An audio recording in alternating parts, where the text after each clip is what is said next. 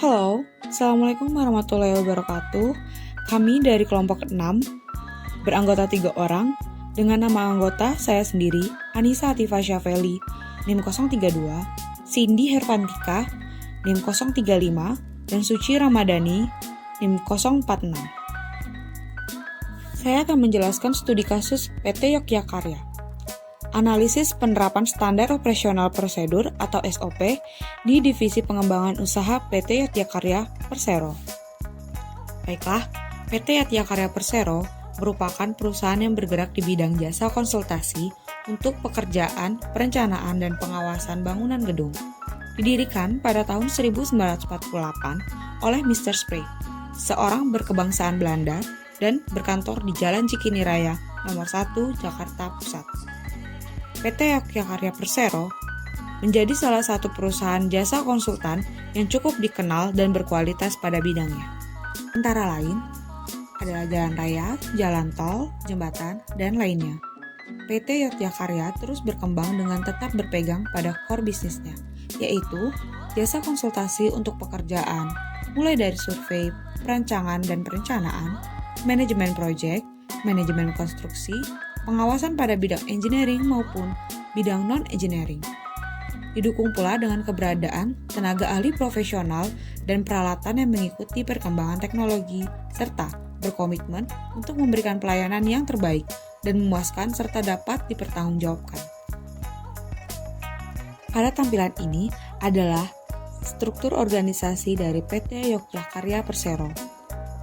Visi yang ingin dicapai PT Yogyakarya adalah menjadi perusahaan konsultan konstruksi yang handal. Misi, menyediakan produk jasa konsultan engineering yang bermutu tinggi berbasis teknologi dengan layanan terbaik bagi pelanggan. 2. Membangun citra dan mengembangkan profesionalisme usaha berdasarkan good corporate governance dan standar sistem manajemen internasional. 3. Memberikan manfaat dan nilai tambah kepada pemegang saham, karyawan, dan masyarakat sekitar. Ruang lingkup usaha. Dalam menjalankan kegiatan pelayanannya, PT Yogyakarya Persero mempunyai bidang atau layanan jasa konsultan konstruksi dan jasa konsultan non-konstruksi. Hal ini sesuai dengan sertifikat badan usaha yang dimiliki, antara lain 1. Bidang layanan jasa konsultan konstruksi, arsitek, sipil, mekanikal, elektrikal, dan tata lingkungan. 2. Bidang layanan jasa konsultan non-konstruksi. Ada kedudukan, kesehatan, pendidikan, keuangan, perindustrian, dan perdagangan. 3. Bidang layanan pengembangan lahan, kawasan dan properti. 4. Bidang layanan pembuatan desain dan engineering. Hasil analisis.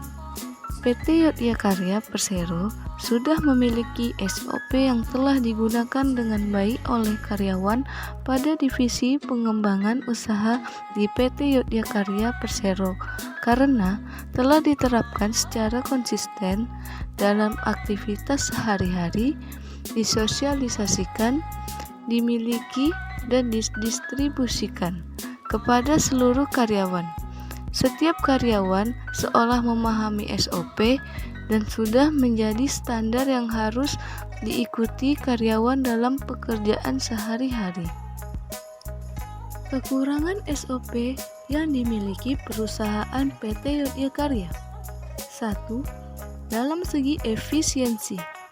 SOP pada divisi pengembangan usaha di PT Yogyakarya Persero ditemukan bahwa langkah-langkah kerja SOP perusahaan tidak tertulis secara rinci atau mendetail sehingga menyulitkan karyawan dalam memahami prosedur yang ada, sehingga mengurangi efisiensi SOP. Selain itu, SOP pada divisi pengembangan usaha di PT Yogyakarya Persero tidak memiliki proses dan alur kerja yang lengkap. SOP dibuat tidak hanya untuk melaksanakan kegiatan tertentu, tetapi juga mencakup semua kegiatan yang harus karyawan laksanakan. Yang kedua, dari segi konsistensi. SOP pada divisi pengembangan usaha PT Yogyakarya Persero telah diperoleh dengan konsisten dan baik sehingga karyawan menjadi lebih yakin akan peran SOP yang dimiliki perusahaan. Konsistensi juga membuat karyawan lebih percaya standar mutu SOP yang dimiliki perusahaan. Yang ketiga, dari segi minimalisasi. Kesalahan divisi pengembangan usaha PT Yogyakarya Persero berjalan dengan cukup baik sehingga dapat meminimalkan kesalahan yang mengakibatkan pemborosan dan kerugian perusahaan. Yang keempat, dari segi penyelesaian masalah. Divisi pengembangan usaha PT Yogyakarya Persero telah membuktikan kemampuannya untuk mendapatkan dan menyelidiki akar permasalahan serta mencegah perselisihan antara karyawan dan perusahaan.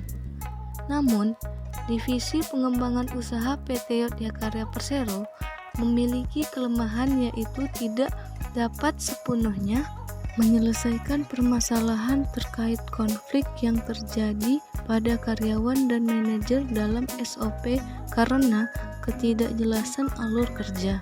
Maka, pentingnya untuk mencantumkan batas waktu yang dibutuhkan untuk setiap kegiatan agar karyawan yang mengalami konflik tidak saling menyalahkan. Kelima, dari segi perlindungan tenaga kerja. SOP perlindungan tenaga kerja pada divisi pengembangan usaha di PT Yogyakarya atau Persero belum terlaksana dengan baik karena perusahaan belum mendaftarkan seluruh pekerjanya ke Kementerian Ketenagakerjaan untuk memastikan akuntabilitas dan perlindungan pekerjanya berfungsi dengan baik. Dalam SOP divisi pengembangan usaha PT Yogyakarya atau Persero tidak disebutkan informasi keselamatan karyawan, hak karyawan, pendapatan karyawan, dan jaminan sosial untuk karyawan. Selain itu, perusahaan harus mengembangkan standar operasional prosedur mengenai keselamatan dan kesehatan kerja karyawan baru yang mencakup kompensasi atas kecelakaan pekerja, termasuk kecelakaan, sakit, kehamilan, dan kematian terkait pekerjaan. Keenam, dari segi peta kerja. Dapat dikatakan SOP divisi pengembangan usaha PT Yogyakarya atau Persero sudah cukup baik. Hanya saja, reaksi tiap karyawan berbeda-beda. Beberapa karyawan mungkin menganggap peta kerja perlu lebih fleksibel atau sederhana karena terlalu detail. Sementara sebagian karyawan lain menganggap peta kerja yang tersedia tidak terlalu detail. Peta kerja tersebut membahas apakah SOP divisi pengembangan usaha PT Yogyakarya atau Persero yang ada saat ini dapat mempercepat proses kerja karyawan, mencantumkan kegiatan yang benar dan efektif untuk menjamin kelangsungan SOP.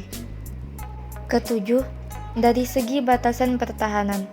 SOP pada divisi pengembangan usaha di PT Yogyakarya atau Persero sudah berjalan dengan cukup baik, tetapi belum terlalu lengkap dan rinci.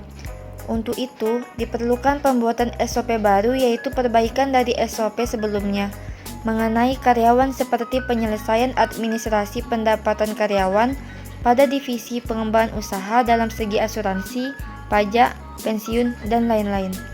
Ini merupakan contoh sertifikat ISO PT Yogyakarya.